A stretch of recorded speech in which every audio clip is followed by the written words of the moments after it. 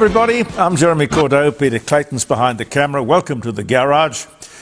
I'm a little formally dressed because I just got off an aeroplane. We're recording Tuesday and Wednesday's program on Monday night. Got in at about 7:30. Now I know why I don't travel. Well, nothing wrong with travel. I'm just not a good traveller, I suppose. That's the thing. I start sitting in a chair, hanging in the sky. It's all totally unnatural. Very strange business. Last Friday we enjoyed the company. This was around the dining room table. Les Ellicus was there. Dr. Kevin Donnelly, he was fantastic. Senator Bob Day, equally so. Professor Ian Plimer, a star. We covered a lot of ground. 3 hours, Jeremy Cordeaux live every Friday morning. And this coming Friday, join us at 9. Bronwyn Bishop, Professor Plimer, obviously. Peter Gers is going to drop by. Professor David Flint. Neil Genman, he's an interesting guy. He sent me his book. He's a real estate. He's made a lot of money out of real estate, but he's not conventional. For example, he says, never buy a house at auction. I don't know whether that means it's a good way to sell but not a good way to buy, but yeah, I don't know that you can have one without the other, can you? Leon Byrne is coming by as well. So it's going to be a big program come Friday morning. JeremyCordeaux.com, 9 o'clock. An explosive new book on the death of Marilyn Monroe. That's something, that's a gift that keeps on giving. It's called The Fixer. Moguls, mobsters, movie stars, and Marilyn. It's a book which claims Bobby Kennedy was with Marilyn on the night she died. It's hot stuff, particularly at this time. Josh Young is the guy who wrote it. We're working on getting him on the show. I've got my fingers crossed for Friday, but I can't promise it. But down the track, we'll get him. He's selling books. Probably want to talk. On the weekend, we flew to Sydney for the wonderful memorial service for Reg Grundy and Joy Chambers Grundy. Two really remarkable people. It was a great honour to have been there.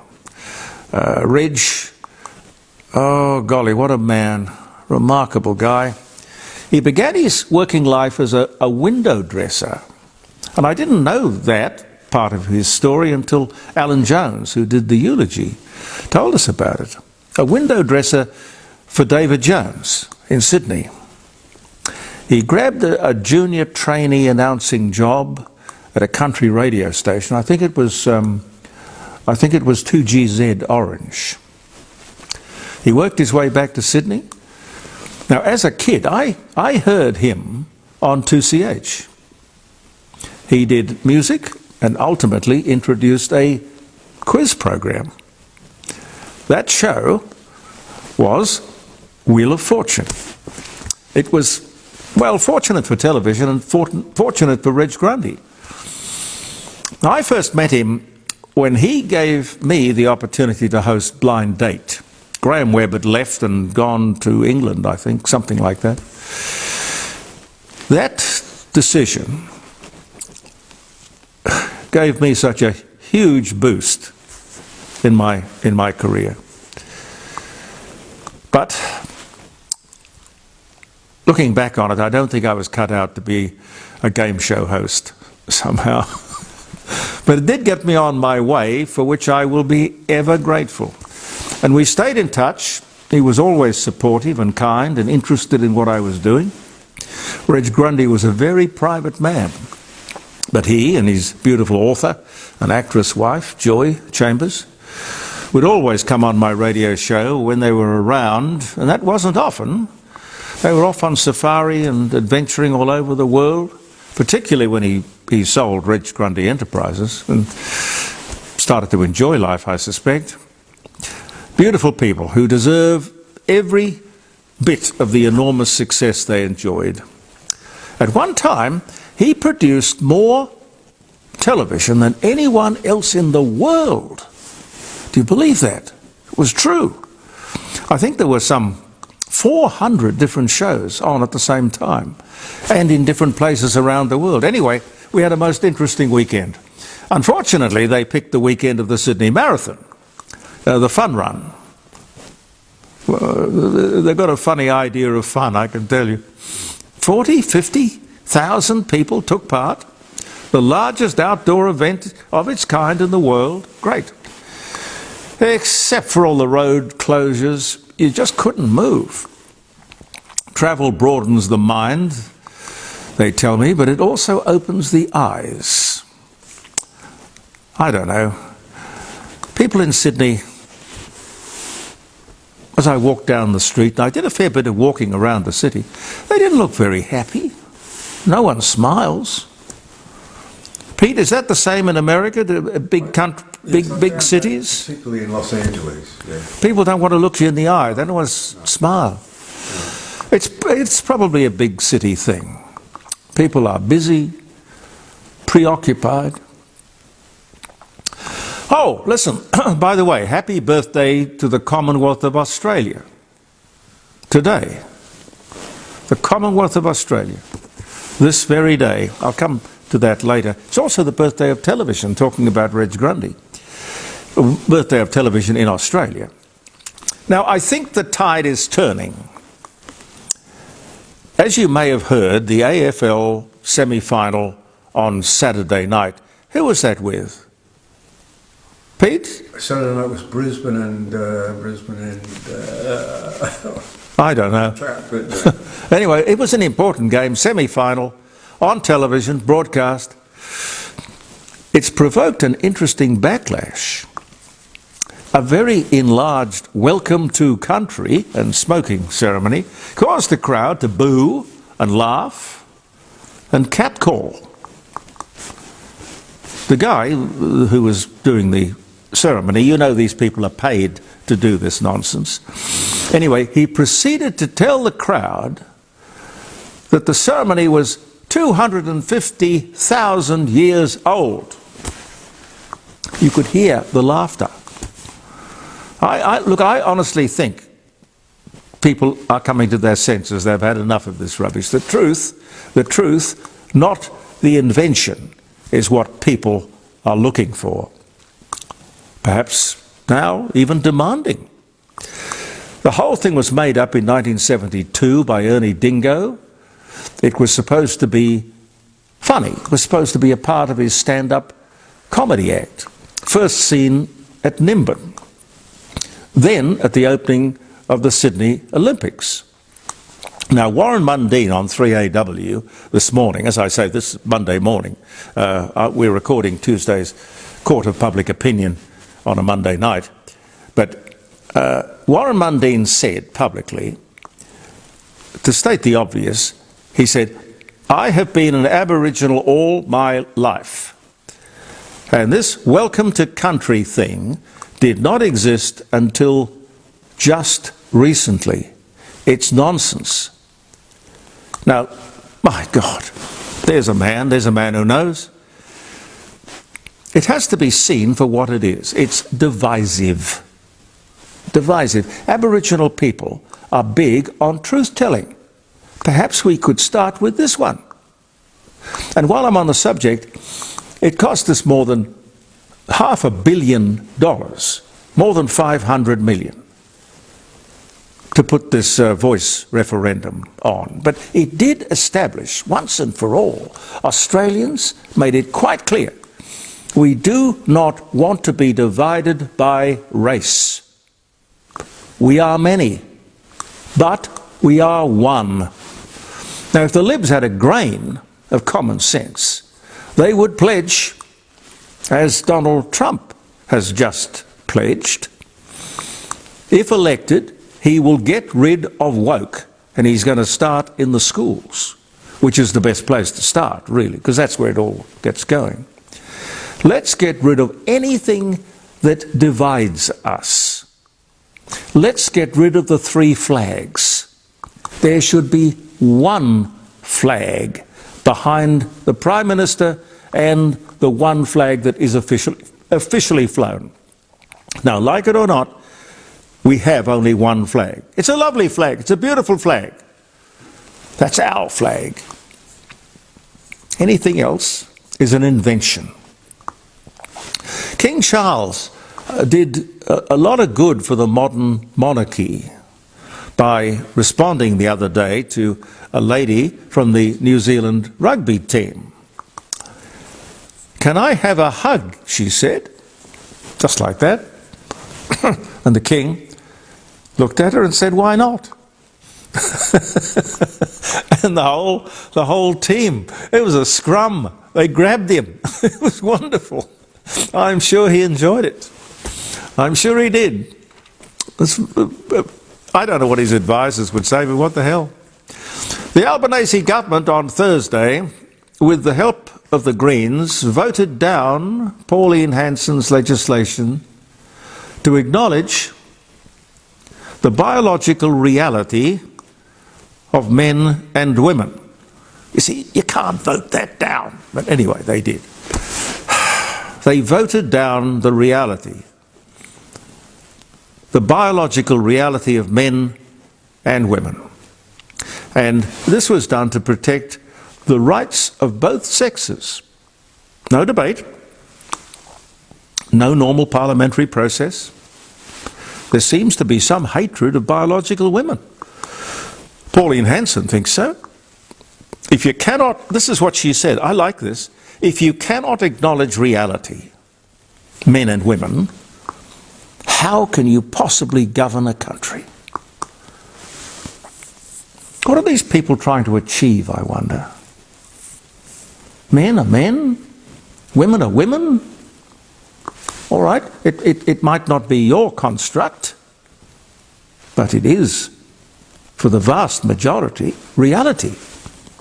Pauline was simply strengthening or seeking to strengthen the Sex Discrimination Act. Please kick the lot of these people out. They divide by race, by flag, by logic. And then tell us, they have the hide to tell us that they are inclusive. No, they're not, I'm sorry. Families are complicated. Pete, was your family complicated? No, it wasn't really. No, I was lucky. I find them complicated, I don't know. But none more so than those of famous dynasties, like the Murdochs. This is an interesting week, ladies and gentlemen. This week, in a closed court in Nevada, the most famous succession of our time will play itself out. There's an old biblical saying, you know, which I'm rather fond of. Sharper than a serpent's tooth is an ungrateful child. On the weekend, it was reported that after the multi-billion-dollar sale of 20th Century Fox to Disney, Rupert Murdoch demanded that each of his children give him $100 million from their proceeds of the sale as a demonstration of their good faith. Good for you, sir. Good for you. Brilliant idea. And by the way, they all did, I believe. I mean, I don't know for certain, but I'm told they all did. All except James.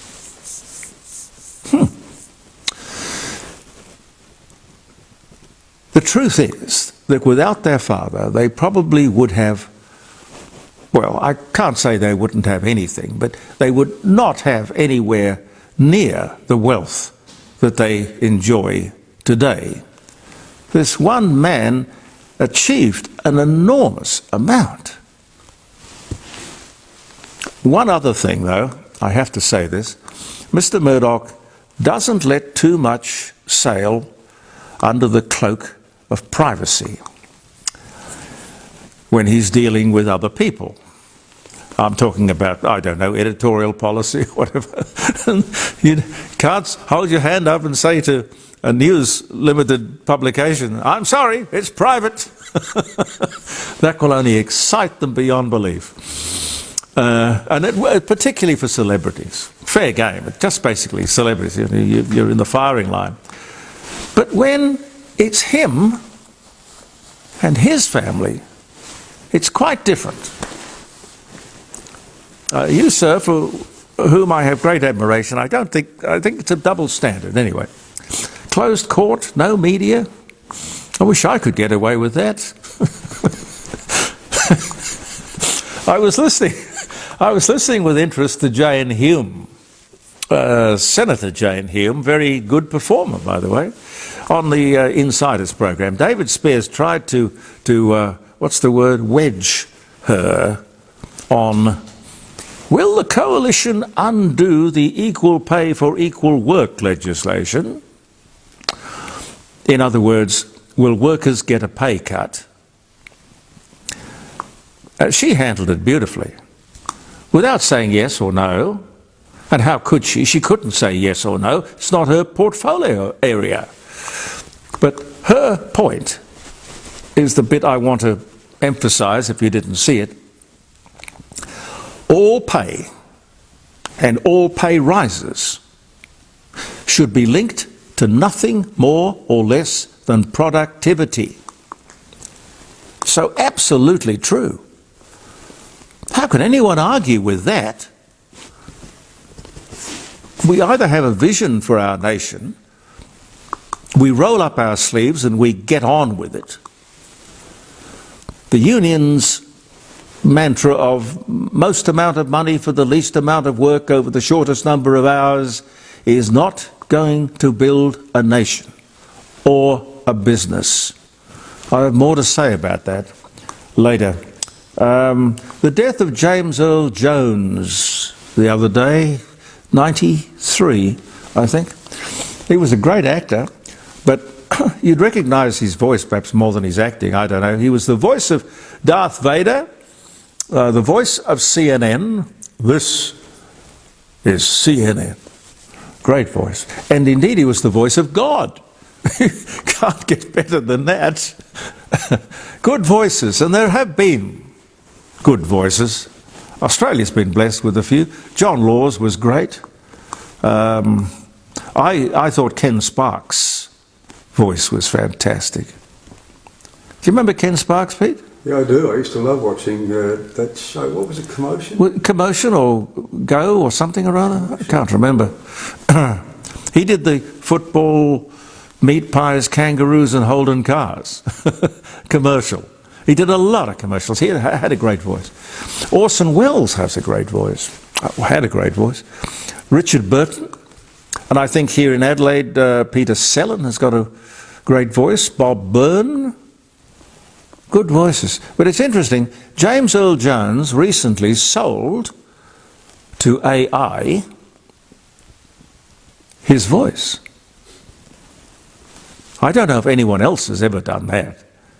He sold the rights to his voice.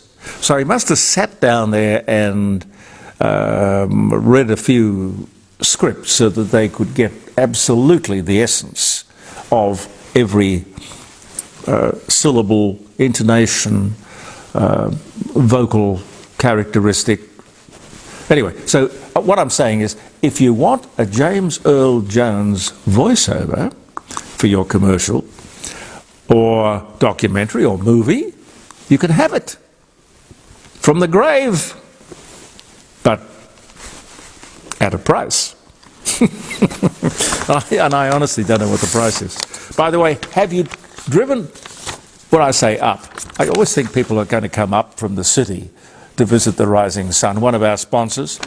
If you come up Kensington Road, not far out of the city, or you might be coming down from the hills, or from the south, from the north, very easy to find.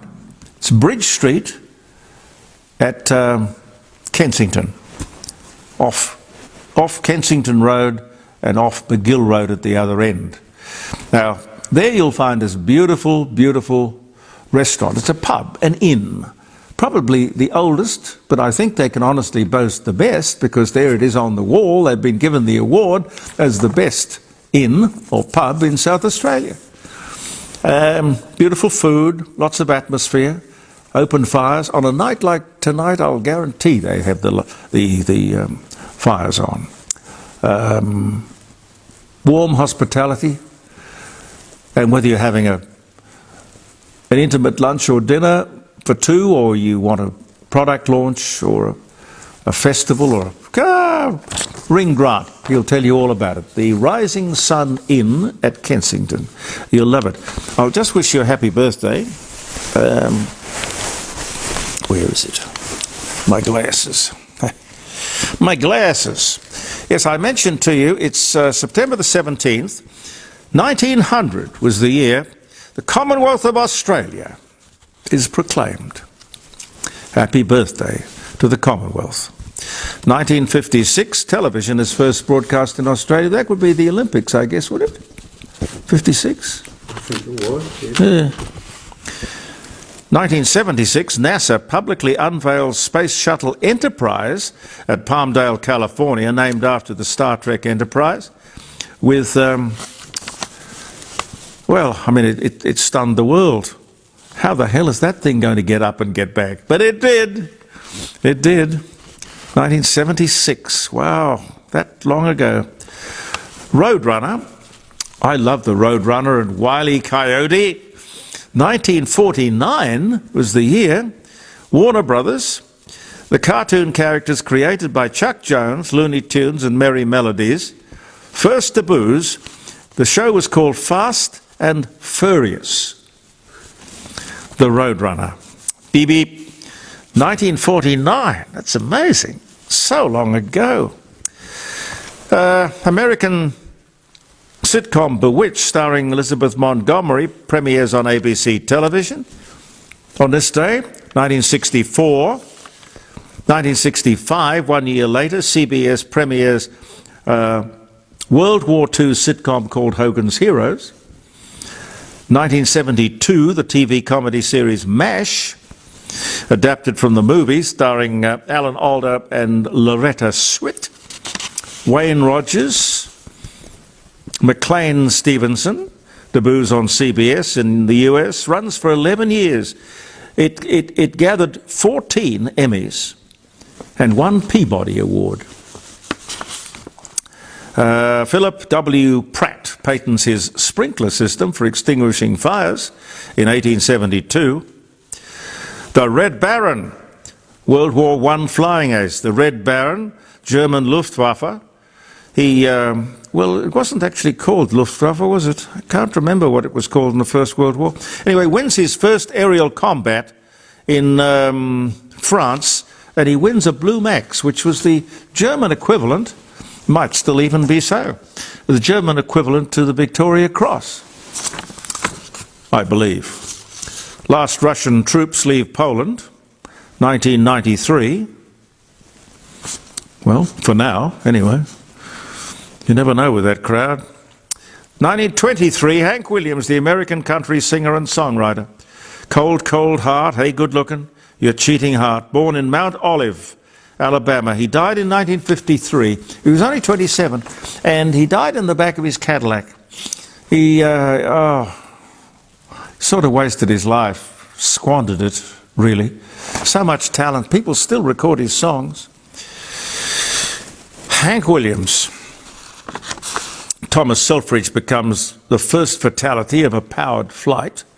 First aircraft accident, 1908, on this day.